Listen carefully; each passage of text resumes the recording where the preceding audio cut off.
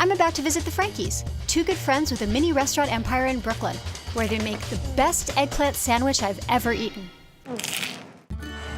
You guys, I eat your eggplant sandwich and I think, why is this eggplant sandwich so good? Couple of old grandma tricks. It's always grandma. Why do they're the smartest. They just got the love.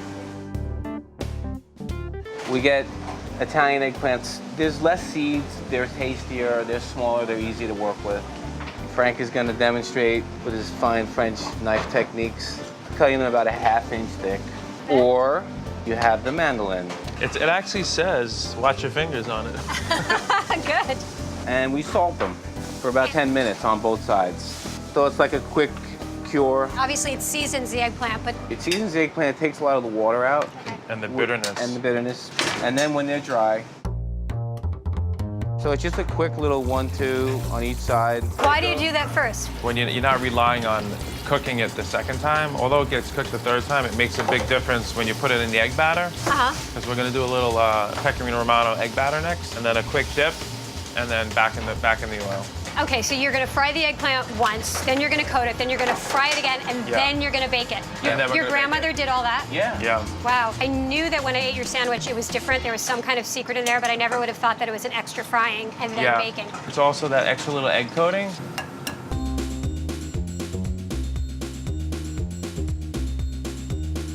So there's no flour, it's just the cheese and the eggs. Egg. You don't need salt because you salted the eggplant.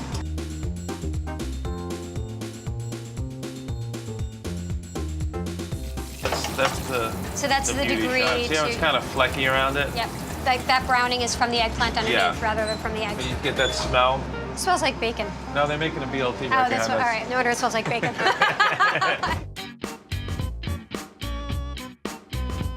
So we start off with a layer of the tomato sauce. I see, so you bake it like you're baking a lasagna. Yeah. Basically like building a lasagna, Okay. correct. So you do a nice layer of eggplant. You make sure it's like Nice and tight. everything's tight. Then we do another layer of tomato. Then we do a nice layer of pecorino. It's a little bit more pungent than Parmesan. Right. When you do it with mozzarella cheese, it's more of an Italian-American version of it. I think that this is more of how our grandparents did it 100 years ago. Yeah. Who's the better cook? Which grandma? You can't ask that question. And then that gets baked in a 350-degree oven for 20 minutes. Just to melt Yeah, it together. Just to bring it all together. There it is.